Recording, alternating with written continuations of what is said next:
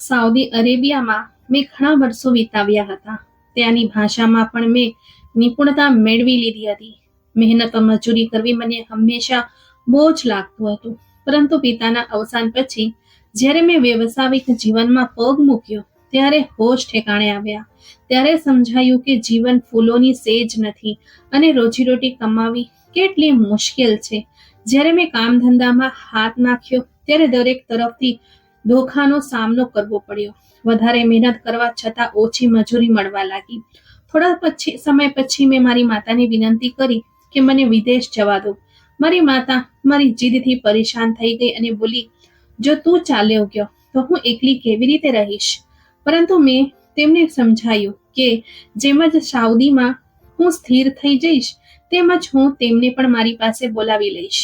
તેમણે મનથી મંજૂરી આપી કે નહીં, પણ મારી જીદ સામે હાર માની લીધી. મેં પૈસા એકઠા કર્યા અને વિદેશ જવાની તૈયારી કરી લીધી. સાઉદી અરેબિયા આવ્યા બાદ શરૂઆતના કેટલાક વર્ષો મેં ખૂબ મહેનત કરી, પણ મજૂરી સારી હતી એટલે હું ખુશ હતો. એક દિવસ મેં મારા દેશથી લાવ્યો હતો તે સામાન ખોલ્યો તો તેમાંથી મને એક જૂની કિતાબ મળી. તે કિતાબ જોઈને હું ચોંકી ગયો. આ કિતાબ મારા પિતાની હતી.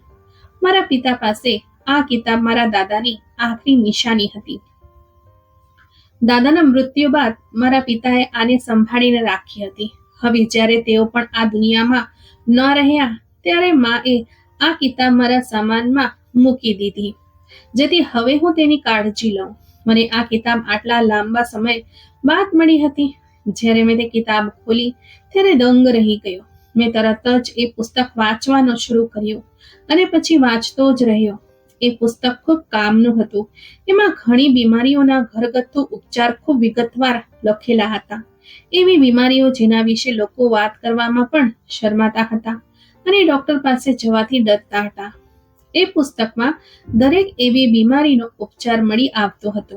મારા દાદાજી ખૂબ પ્રખ્યાત હકીમ હતા.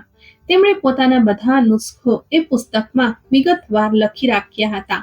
જો હું આ પુસ્તકના આધારે એક હકીમી દવાખાનું ખોલત તો મને સારો એવો નફો થઈ શકતો હતો. હવે મને અરબી ભાષા પર પણ સારી પકડ થઈ ગઈ હતી અને મેં થોડા પૈસા પણ બચાવી લીધા હતા, જે મારી માતાને મારા લગ્ન માટે જોઈતા હતા. મેં થોડા દિવસોમાં જ એક નાની દુકાન ભાડે લીધી અને કેટલીક જરૂરી જડીબુટ્ટીઓ ખરીદી લીધી. મેં કેટલીક દવાઓ બનાવી અને તેને વેચવાનું શરૂ કર્યું. શરૂઆતમાં મારા ઓળખીતા લોકોએ દવાઓ ખરીદી, પરંતુ જેમ જેમ લોકોને ફાયદો થવા લાગ્યો તેમ તેમ મારી પાસે દર્દીઓની ભીડ લાગવા લાગી. 2 વર્ષની અંદર જ મારું દવાખાનું સારી એવી ઓળખ બની ગયું. દવાખાનું ખોલવામાં જેટલો ખર્ચ થયો હતો તે 2 વર્ષમાં જ પાછો મળી ગયો. એક દિવસ સાંજ પડી રહી હતી. મેં ઝડપથી મારી દુકાનનો સામાન સંભાળ્યો અને દવાઓની પડીકી ગોઠવી. સામાન્ય રીતે સાંજ પછી મારી પાસે કોઈ દર્દી આવતો ન હતો. જો હું દવાખાનું ખુલ્લું રાખતો તો દિવસ રાત મારી જરૂરિયાત રહેતી. એટલે મેં મારા દવાખાનાનું એક નિશ્ચિત સમય નક્કી કર્યો. આ વ્યવસ્થાથી મારા દિન રાત કોઈ થાક વગર શાંતિથી પસાર થતા હતા. મારું આ દવાખાનું છેલ્લા 2 વર્ષથી સાઉદી અરેબિયામાં દિન પ્રતિદિન તરક્કી કરી રહ્યું હતું. મારી દવાઓમાં દરેક બીમારીનો ઈલાજ હતો.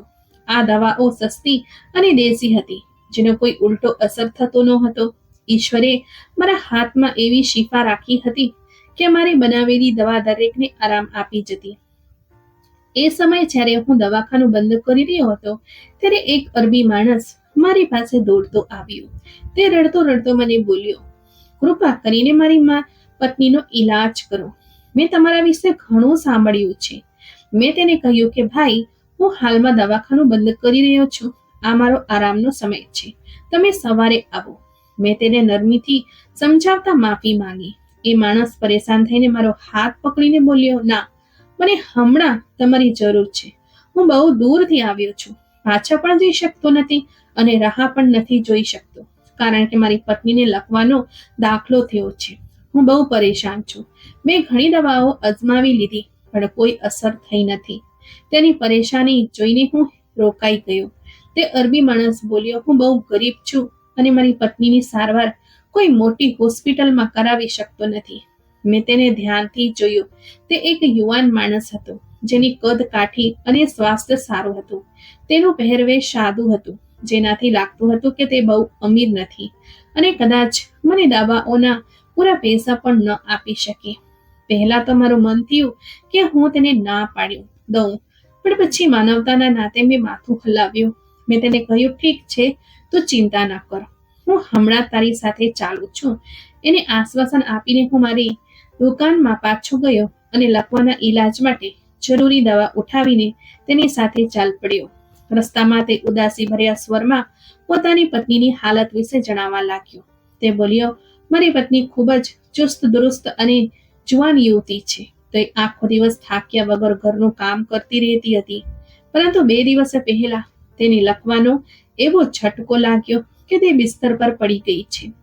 હવે તે ન તો હલી શકે છે, ન કોઈ કામ કરી શકે છે. તે અરબી વ્યક્તિ રોતા રોતા કહેવા લાગ્યો, મને મારી પત્નીથી ખૂબ પ્રેમ છે. જો મારા હાથમાં હોત તો હું તેને આખી જિંદગી બેસાડીને ખવડાવત, પરંતુ મારી સમસ્યા એ છે કે તે બિલકુલ જુવાન છે. તેના માટે આ ખૂબ મોટી મજબૂરી છે કે તે બિસ્તર પર લાચાર પડી રહે. તે પોતાની હાલત પર ખૂબ રોવે છે. હંમેશા ફૂર્તીથી કામ કરતી યુવતી હવે જીવનભર બિસ્તર પર ન રહી શકે. મેં તેને શાંત પાડ્યો અને કહ્યું, ચિંતા કરશો નહીં. જો ઈશ્વરે તમને મારી પાસે મોકલ્યો છે તો ચોક્કસ તેણે મારા હાથમાં તમારી પત્ની માટે શિફા પણ રાખી હશે. મારી આ શાંતિથી તે અરબી થોડો શાંત થયો. જ્યારે સુધી અમે તેના ઘરે પહોંચ્યા ત્યાં સુધી રાત થઈ ગઈ હતી. તેણે મને ઘરની અંદર લઈ જઈને લાઇટ ઓન કરી અને સીધો પોતાના રૂમમાં લઈ ગયો. સામે પલંગ પર એક યુવતી ચાદર ઓઢીને પડી હતી. તે અરબી મારા માટે પલંગની પાસે એક ખુરશી મૂકી અને પોતાની પત્નીની ચાદર સરખી કરવા લાગ્યો. તે જ સમયે મારી નજર તેની પત્ની પર પડી અને તેને જોઈને હું અચંબિત થઈ ગયો. તે ખૂબ સુંદર યુવતી હતી. તેની ત્વચા ચમકતી અને દૂધ જેવી સફેદ હતી. તે ખરેખર ખૂબ જ યુવાન હતી. હું તેને જોઈને જોતો જ રહી ગયો. મને વિશ્વાસ નહોતો થતો કે એક ગરીબ અરબીની પત્ની એટલી રાજકુમારી જેવી સુંદર હશે. હું તેની કિસ્મત પર હેરાન થયો કે ભગવાને કેવી રીતે કેટલાક લોકોને આવી નિમાત આપી છે. મારી પાસે ઘણી બધી દર્દી મહિલાઓ અને છોકરીઓ આવતી હતી, પરંતુ કોઈએ પણ મારું ધ્યાન આટલું નહોતું ખેંચ્યું. અચાનક મારી નિયત ખરાબ થવા લાગી. મારા મન પર શૈતાનનો પ્રભાવ વધવા લાગ્યો. એ છોકરી તો મારા રહેમ પર પડી હતી. હું તેને જોતો જ રહ્યો.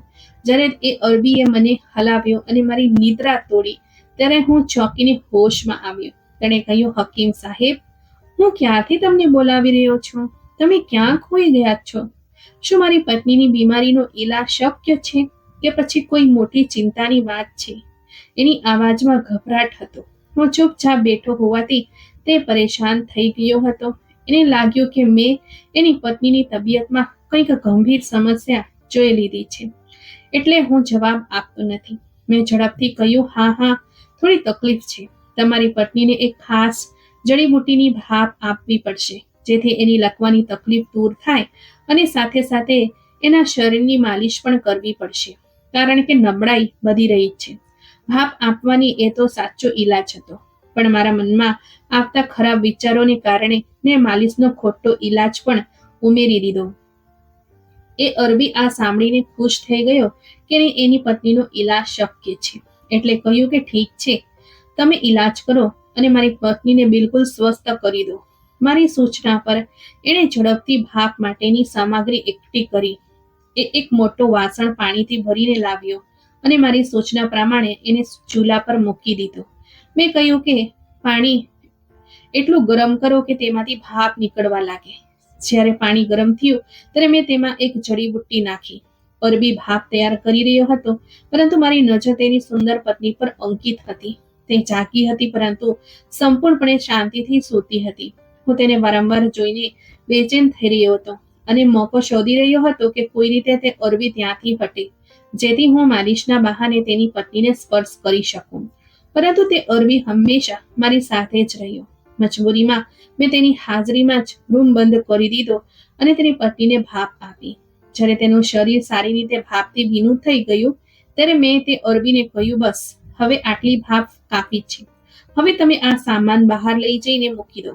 ત્યાં સુધી હું તમારી પત્નીની માલિશ કરી લઉં છું.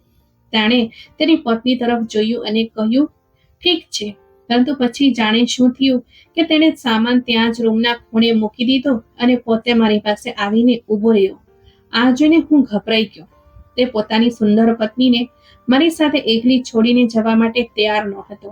તે બેચેનીથી વારંવાર પોતાની જગ્યા બદલી રહ્યો હતો અને વારંવાર પોતાની પત્નીને જોઈ રહ્યો હતો, જાણે કંઈ કહેવા વગર તેની સાથે વાત કરી રહ્યો હોય. મારી સવાલિયા નજરોના જવાબમાં તેણે ગંભીરતાથી કહ્યું, તમને મારી મદદની જરૂર પડી શકે છે, એટલા માટે હું અહીં હાજર છું. તમે મારી ચિંતા ન કરો અને મારી પત્નીનો ઈલાજ કરો. એક ડોક્ટરને આ વાતથી કોઈ ફરક પડતો નથી કે દર્દીના ઘરવાળા હાજર છે કે નહીં. તેના આ નિવેદનથી મને લાગ્યું કે તે મને સંકેત આપી રહ્યો છે. તે એટલો ભોળો ન હતો જેટલો મેં સમજ્યો હતો. તેના કારણે હું દ્વિધામાં પડી ગયો. તેની સામે તેની પત્નીને સ્પર્શ કરવાનો વિચાર મને અશક્ય લાગ્યો. તે મારી દરેક હરકતથી સમજી જતો કે મારી નિયત સાચી નથી. હું બહાને મારા સામાન તપાસવા લાગ્યો અને થોડી વાર પછી ચોંકી જવાનું નાટક કરીને તેને કહ્યું કે મસાજ માટે જે તેલ જોઈએ છે તે મારી પાસે નથી. તે બોલ્યો, કેવું તેલ જોઈએ છે? મેં જૂઠું બોલતા કહ્યું, મને ઓલિવ ઓઇલ જોઈએ છે. તેનાથી મસાજ કરવાથી ઘણો ફાયદો થાય છે, કારણ કે ઓલિવ ઓઇલ ખૂબ ગરમ હોય છે અને લકવાના દર્દી માટે ગરમ વસ્તુઓનો ઉપયોગ કરવો વધુ ફાયદાકારક હોય છે. મેં તેને કહ્યું, હું આવતીકાલે ઓલિવ ઓઇલ લઈને આવીશ અને તેને ગરમ કરીને તમારી પત્નીની મસાજ કરીશ. મારી આ વાત સાંભળીને તે ગુસ્સે થઈને બોલ્યો, આવું કેવી રીતે થઈ શકે કે હું મારી પત્નીની ગરમ તેલથી મસાજ ન કરી શકું? હું ઓલિવ ઓઇલ ખરીદી શકું છું અને મસાજ કરવું પણ કોઈ મુશ્કેલ કામ નથી. તેના જવાબ પર હું ચોંકી ગયો. મેં ક્યારેય વિચાર્યું ન હતું કે તે એટલી સુંદર છોકરીનો પતિ છે અને મારી વાતોથી તે ગુસ્સે થઈ શકે છે. કોઈ ડોક્ટર પાસે સારવાર કરાવવી એક વાત હતી, પણ એક હકીમ ઘરે આવીને આવા અજીબ અને વિચિત્ર સૂચનો આપે એ વાત મારા પર શંકા ઊભી કરી રહી હતી. જો હું તરત તેની વાત માની લે તો એ સમજત કે મારી નિયત ખરાબ છે. આનાથી મારી બદનામી થઈ શકે અને મારો વ્યવસાય પણ બંધ થઈ શકે. જે મહિલાઓ અને છોકરીઓ મારા પાસે સારવાર માટે આવતી તેઓ પણ સાવધાન થઈ જાત. મેં ડરીને કહ્યું, ના, આ કોઈ સામાન્ય માલિશ નથી. જો એવું હોત તો હું જાતે તને એવું કરવા કહેત, પરંતુ લકવાના દર્દીની માલિશ તેના પ્રભાવિત ભાગો પર એક ખાસ રીતે કરવામાં આવે છે. આ રીત માત્ર મને અથવા મારા જેવા કોઈ નિષ્ણાંતને જ આવડે છે. તું આવું કરી શકશે નહીં. મેં કોઈક રીતે તેને ટાળી દીધો અને તે દિવસે ત્યાંથી પાછો આવી ગયો. પરંતુ મને લાગ્યું કે તે અરબી મારી નિયત પર શંકા કરી ચૂક્યો હતો. તે પરેશાન લાગતો હતો અને જે વ્યક્તિની પત્ની એટલી સુંદર હોય તે કોઈ બીજા માણસને આટલી સરળતાથી તેને સ્પર્શ કરવા દેશે નહીં. પરંતુ મેં પણ મારી બધી શરાફત અને સંસ્કાર ભૂલીને નક્કી કર્યું હતું કે કોઈક રીતે તે અરબીની સુંદર પત્નીને એક વાર મેળવવી છે. તે રાતે હું મોડા મારી જગ્યાએ પહોંચ્યો અને બીજા દિવસે મોડા મારી દુકાન પર આવ્યો. દુકાનની બહાર દવા લેવા માટે લોકોની ભીડ લાગેલી હતી, પણ આ વખતે તેમને જોઈને મને ખુશીની જગ્યાએ ચીડ આવી અને અનમને રીતે દવાઓ આપવા લાગ્યો. મારું મગજ તો બસ એ અરબીની પત્નીના વિચારમાં જ ખોવાઈ ગયું હતું અને જલ્દીથી તેના ઘરે પહોંચવાની ફિકરમાં લાગ્યો હતો, જેથી તેની પત્નીને હાંસલ કરી શકું. મેં મારી જિંદગીમાં આટલી સુંદર છોકરી ક્યારે નહોતી જોઈ અને તે મને આસાનીથી મળી શકતી હતી. જલ્દી મેં બધા ગ્રાહકોને દવા આપીને નિપટાવ્યા અને મારી દુકાન બંધ કરી દીધી. દિવસ હજુ બાકી હતો. મેં ભાપ માટે જરૂરી જડીબુટ્ટીઓ અને ઓલિવ ઓઇલ મારા થેલામાં નાખ્યો અને તે ગરીબ અરબીના ઘર તરફ ચાલ્યો ગયો. તેનું ઘર ઘણું દૂર હતું, એટલે ત્યાં પહોંચતા સાંજ થઈ ગઈ. મેં બેચેનીથી દરવાજો ખખડાવ્યો તો તેણે તરત જ દરવાજો ખોલ્યો. કદાચ તે પણ મારી જ રાહ જોઈ રહ્યો હતો. એણે મને અંદર બોલાવ્યો, પણ હું અનુભવી શકતો હતો કે એ બેચેન છે અને વારંવાર જગ્યા બદલી રહ્યો હતો. ગયા વખતની જેમ મેં ફરીથી એની પત્નીને ભાપ આપવાનું કહ્યું. ભાપ આપવાથી એના શરીરમાંથી પરસેવો વહી નીકળ્યો. એ બોલ્યો, જો મારી પત્ની ફક્ત ભાપથી સાજી થઈ શકે છે તો માલિશની જરૂર નથી. મેં બેદરકારીથી ખભા ઊંચા કરીને કહ્યું, તમારી મરજી, પણ આ રીતે ઘણો સમય લાગશે ને તમે આટલો ખર્ચ નહીં ઉઠાવી શકો. મેં જાણી જોઈને એને ઈલાજના ખર્ચની ચિંતા કરાવી અને એ ચૂપ થઈ ગયો. કદાચ એ ખરેખર ખર્ચથી ડરી ગયો હશે. મેં ભાપ આપી અને પછી ઓલિવ ઓઇલ ને થોડું ગરમ કર્યું. આ વખતે એ અરબી ભાપનો બધો સામાન લઈને રૂમમાંથી બહાર ચાલો ગયો. એ જોઈને હું ખુશ થયો. મેં ઝડપથી એ છોકરીને સ્પર્શ કર્યો, પણ જેવી મેં એને હાથ લગાવ્યો, અચાનક એના શરીરમાં હલચલ થઈ. જે મેં જોયું એ જોઈને મારા હોશ ઉડી ગયા. હું પાછળ હટતા હટતા લથડ્યો અને મારી આ હરકતથી નજીક રાખેલા કાચના ગ્લાસના તૂટવાનો અવાજે શાંતિ તોડી નાખી. એ આવાજ સાંભળીને તે અરબી તરત જ દોડતો રૂમમાં આવ્યો. હું અંધાધૂંધ થઈને તે છોકરીને જોઈ રહ્યો હતો. જ્યારે તે અરબી ડરીને મને પૂછવા લાગ્યો, શું થયું, કોઈ મુશ્કેલી છે? તે પોતાની પત્નીને જોઈ રહ્યો હતો, જે હજી પણ પલંગ પર ચૂપચાપ પડી રહી હતી. પરંતુ મારી જીભ બંધ થઈ ગઈ હતી. મેં જે જોયું હતું તે કહેવાની હિંમત મારામાં નહોતી. જો હું કંઈ કહેતો તો મારી પોલ ખુલી જાત. હું ડરીને મારો સામાન ઉઠાવીને ત્યાંથી નીકળી ગયો. તે અરબી મને વારંવાર સવાલ કરતો રહ્યો, પરંતુ હું એક પળ માટે પણ ત્યાં ન રહ્યો.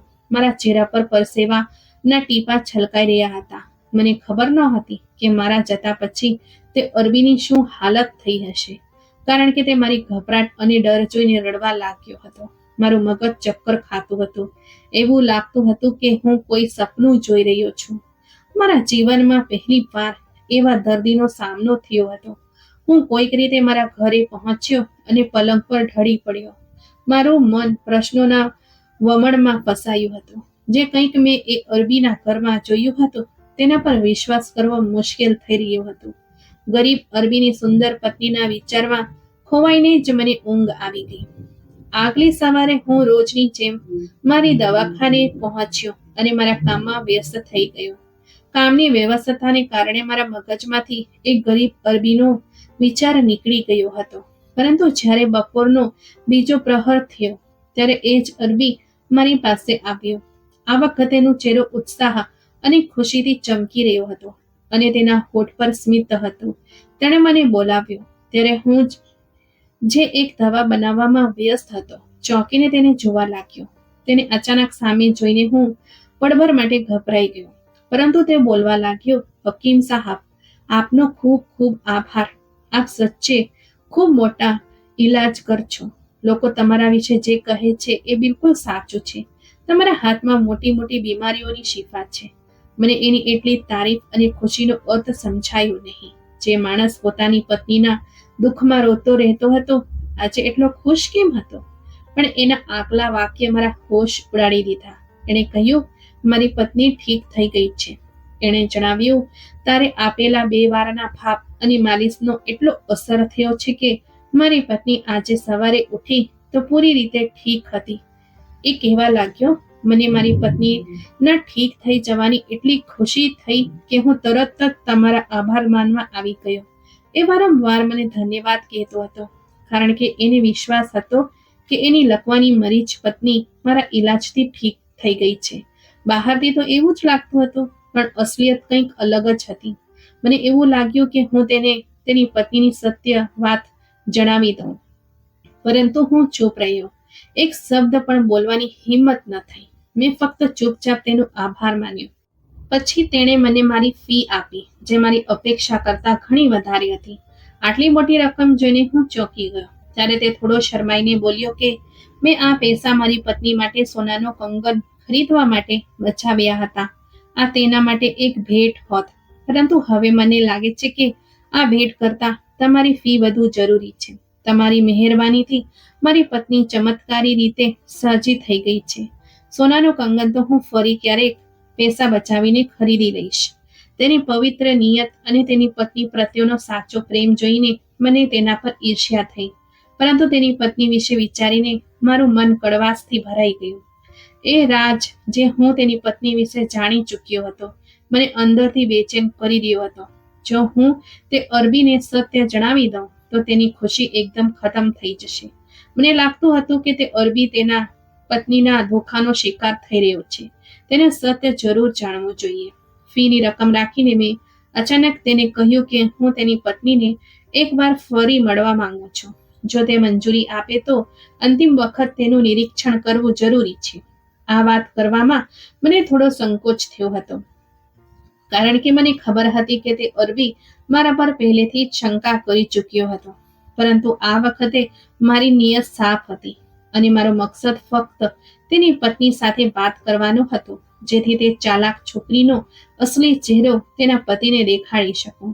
જ્યારે મેં થોડી સંકોચ સાથે તેની પાસે મંજૂરી માંગી, ત્યારે તે અરબી થોડો ગંભીર થઈ ગયો અને કહેવા લાગ્યો, મને માફ કરજો, મારી પત્ની એટલી સુંદર છે કે હું અક્સર તેના માટે ગભરાઈ જાઉં છું.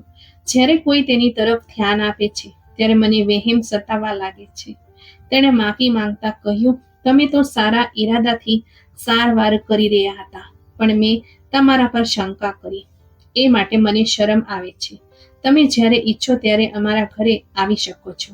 તેની માફી સ્વીકારીને મેં તેને સાંત્વના આપી.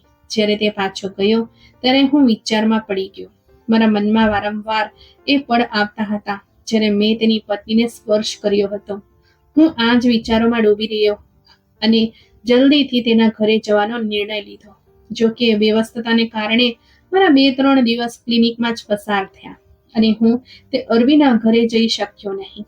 પરંતુ થોડા દિવસો પછી સાંજ પછી જ્યારે મારા ક્લિનિકમાં લગભગ કોઈ દર્દી ન હતા, ત્યારે મેં ઝડપથી તેમને જરૂરી દવાઓ આપી અને ક્લિનિક બંધ કરીને તે અરબીના ઘર તરફ રવાના થયો.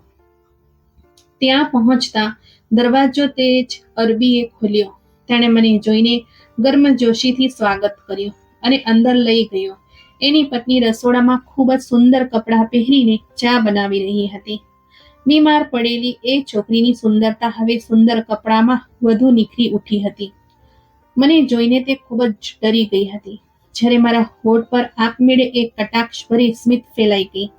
તેના પતિના બોલાવ પર તે મજબૂરીમાં મારી સામે આવી અને નજરો ચુરાવતા હળવાશથી અભિનંદન કર્યું અને પછી ઝડપથી પાછી રસોડામાં ચાલી ગઈ. તે અરબી મારી ખાતરદારીમાં લાગ્યો હતો, જ્યારે હું તેની પત્ની સાથે વાત કરવા યોગ્ય મોકો તલાશ કરી રહ્યો હતો.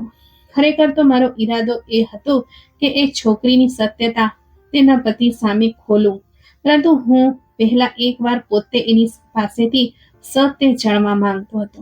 ટૂંક સમયમાં મને મોકો મળ્યો. તે અરબીએ ખૂબ જ પ્રેમથી મને રાત્રિના ભોજન માટે રહેવાનું આમંત્રણ આપ્યું તો હું રહી ગયો. તે ખાવાની તૈયારીઓ માટે બજારથી સામાન લેવા ગયો. તેનો મારા પર એટલો વિશ્વાસ વધી ગયો હતો કે તે મને પોતાની પત્ની સાથે એકલી છોડીને ચાલ્યો ગયો. મને અંદરથી એ વાતની શરમ આવતી હતી કે મેં એટલા સારા માણસની પત્ની પર ખોટી નજર નાખી હતી. તેના જતા પછી મેં રસોડામાં છુપાયેલી તેની પત્નીને બોલાવીને કહ્યું, જો તું ન ઈચ્છતી હો કે હું તારો રાજ તારા પતિ સામે ખોલી દઉં તો મારી સામે આવીને સચ્ચું કહે કે તું એવું કેમ કર્યું. એ છોકરી ડરી ગઈ અને ઝડપથી રસોડામાંથી નીકળીને મારી સામે આવી ગઈ. શરમથી તેનું માથું નમાયેલું હતું. હું તેને જોતો હતો. તેની સુંદરતા ખરેખર એવી હતી કે કોઈનું પણ દિલ ડગમગી શકે. પણ આ વખતે મારી નિયત ખરાબ નહોતી. કદાચ એટલા માટે કે મને ખબર હતી કે તે જેટલી માસૂમ દેખાતી હતી એટલી હતી નહીં. તેની ચૂપ્પી તોડતા મેં હળવા અવાજમાં કહ્યું, તે દિવસે મને તારું સત્ય ત્યારે ખબર પડી જ્યારે મેં તને સ્પર્શ કર્યો. ત્યારે તું છટકીને મારો હાથ હટાવીને મને ગુસ્સેથી જોતી રહી હતી. તું બિલકુલ ઠીક હતી અને મારી હરકત પર તારું સત્ય પોતે જ ખુલી ગયું હતું કે તને લકવો નથી થયો. તેની આ હરકતથી હું ઝંખડાઈ ગયો હતો. મને યાદ આવ્યું કે કેવી રીતે તેનો ગરીબ પતિ મારી પાસે આવ્યો હતો. રો રો કરીને મારી પાસે તેના ઈલાજ માટે ચાલવાની વિનંતી કરી રહ્યો હતો. તે પોતાની પત્ની માટે અહીં ત્યાં ભટકી રહ્યો હતો. લોકો પાસે વિનંતીઓ કરી રહ્યો હતો કે તેની પત્નીનો ઈલાજ થઈ શકે, જ્યારે કે તે છોકરી માત્ર નાટક કરી રહી હતી. જ્યારે મેં તેને વધુ શરમાવી ત્યારે તેણે માથું ઝુકાવીને ચૂપ રહી. મેં તેને કહ્યું, તમારા પતિએ તમારા માટે પૈસા બચાવ્યા હતા અને તે જલ્દી જ તમને સોનું કંગન ખરીદીને આપવાનો હતો, પરંતુ તેને તે રકમ મારા ઈલાજની ફી તરીકે આપવી પડી. મારી આ વાત પર તેણે આશ્ચર્યથી માથું ઉઠાવીને મને જોયું અને પછી આંસુ વહાવતા માથું નમાવી લીધું. તેના રડવા પર મેં નરમીથી પૂછ્યું, તમે આ જૂઠું નાટક કેમ કર્યું? તમારો પતિ તમારા કારણે એટલો પરેશાન હતો કે રડતો રહ્યો. ત્યારે તેણે કહ્યું કે એક દિવસ હું સૂઈને ઉઠી તો અચાનક મારી કમરમાં દુખાવો થયો અને મારા માટે હલવું ચલવું મુશ્કેલ થઈ ગયું. મેં જોરથી ચીસો પાડી અને રડવા લાગી કે હું હલી શકતી નથી. મારા પતિએ આ સાંભળ્યું તો તે ખૂબ ડરી ગયો અને મને સહારો આપીને ઉઠાવવાની કોશિશ કરવા લાગ્યા. તેના ચહેરા પરથી પરસેવો વહી રહ્યો હતો. તે બોલી, મારો પતિ મને ખૂબ પ્રેમ કરે છે, પરંતુ તેના વ્યવહારમાં હંમેશા એક પ્રકારનો ગર્વ અને ગંભીરતા રહેતી હતી. પરંતુ તે દિવસે મારી ચિંતામાં તેનો નવો રૂપ જોઈને હું હેરાન પણ થઈ અને સારું પણ લાગ્યું. જ્યારે તેણે મને સહારો આપીને ઉઠાવી ત્યારે મેં જમણી ડાબી બાજુ ફરીને કમરને ઠીક કરી લીધી. હું ઠીક થઈ ગઈ હતી, પરંતુ મને એક શરારત સૂજી. મેં વિચાર્યું કે પતિને થોડો પરેશાન કરું. તેણે આગળ કહ્યું કે મેં બિસ્તર પર પડીને નાટક કરવા લાગી કે મારું શરીર બેકાર થઈ ગયું છે. મારા પતિએ આ સાંભળ્યું તો તે ડરી ગયા અને તરત જ ઘરની બહાર ચાલ્યા ગયા. તેમના અચાનક ઘરની બહાર જવા પર મને નવાઈ લાગી. મેં વિચાર્યું કે જ્યારે તે પાછા આવશે ત્યારે હું તેમને સત્ય જણાવીશ કે આ મારી શરારત હતી. પરંતુ જ્યારે તે પાછા આવ્યા ત્યારે તેમણે જણાવ્યું કે તેઓ એક ડોક્ટરને મળીને આવ્યા છે જે મને જોવા આવવાના છે. એ સાંભળીને હું સત્ય ન બોલી શકી. તેને ડર હતો કે જો ડોક્ટર આવીને તેને સારી હાલતમાં જોઈ લેશે તો તેનો પતિ તેને જૂઠી માનશે. ડોક્ટર આવ્યો. તેણે સરસરી નજરથી તપાસ કરી અને દવા લખીને ચાલો ગયો. આ રીતે તેના પતિની ગંભીરતા અને ચિંતાને જોઈને તેનું નાટક લાંબુ ખેંચાતું ગયું. તે સત્ય બોલવાથી ડરવા લાગી કે ક્યાંક તેનો પતિ ગુસ્સે ન થઈ જાય. તે બોલી, મારી મજાકબાજી મારા માટે બહુ મોટી મુશ્કેલ બની ગઈ. પરંતુ જ્યારે તમે મારા પર ખોટી નજર રાખી અને મને સ્પર્શ કર્યો ત્યારે હું સહન ન કરી શકી અને તમારો હાથ ઝટકેથી હટાવી દીધો. તમે મને આ હાલતમાં જોઈને હેરાન થયા અને તમે ડરના મારે ત્યાંથી ભાગી ગયા કે ક્યાંક હું મારા પતિને તમારી નિયત વિશે ન બતાવી દઉં. આ બધું કહેતા કહેતા તે છોકરી રડવા લાગી. તેણે કહ્યું, પતિના ડરથી મેં બીજા દિવસે ઉઠીને એ જ કહ્યું કે માલિશ અને ભાપથી હું ઠીક થઈ ગઈ છું. હું ચૂપચાપ તેની વાત સાંભળતો હતો ત્યારે જ તેનો પતિ અંદર આવ્યો. તેને જોઈને અમે બંને ગભરાઈ ગયા. તે પોતાનું પર્સ ઘર ભૂલી ગયો હતો એટલે પૈસા લેવા પાછો આવ્યો હતો. તેણે પોતાની પત્નીની વાત સાંભળી લીધી. તે ગંભીરતાથી પોતાની પત્ની પાસે ગયો અને તેના આંસુ પોંછતા બોલ્યો, આમાં ગુસ્સો કરવો જેવી કોઈ વાત જ નથી. જો તું પહેલા જ દિવસે મને કહી દેતી કે આ તારી શરારત હતી તો હું આટલું પરેશાન ન થાત. બંનેએ એકબીજા પાસેથી માફી માંગીને વાત પૂરી કરી. મેં શર્મિંદગીથી તેની પાસે માફી માંગી અને તેની ફી તેને પાછી આપી. મેં કહ્યું, આ રકમ પર મારો કોઈ હક નથી. તમારી પત્ની તો પહેલાથી જ ઠીક હતી. મેં કોઈ ઈલાજ ન કર્યો. હું ત્યાંથી ચાલો ગયો. આ વખતે તેણે મને ખાવા માટે પણ ન રોક્યો. બસ જતા જતા તેણે એક વાત કહી જે મને શરમથી જમીનમાં ગાળવા માટે આપી હતી. તમે એક હકીમ છો. તમારા પેશા પ્રત્યે ઈમાનદાર રહો. લોકો ભરોસા સાથે તમને પોતાના ઘરે લઈ જાય છે. એનો અર્થ એ નથી કે તમે તેમની ઇજ્જત પર હાથ નાખો. તો મિત્રો, આ વાર્તા તમને કેવી લાગી કોમેન્ટ કરીને જરૂરથી જણાવજો. જો તમને આ વાર્તા ગમી હોય લાઈક અને તમારા મિત્રો સાથે શેર પણ કરજો. આવી નવી રસપ્રદ વાર્તાઓ માટે અમારી ચેનલને સબસ્ક્રાઇબ કરો અને હા, બેલ આઇકન દબાવવાનું ભૂલશો નહીં જેથી તમે અમારી કોઈ પણ વાર્તા મિસ ના કરો. અમે ફરી મળીશું એક નવી વાર્તા સાથે. તમારો ખૂબ ખૂબ આભાર.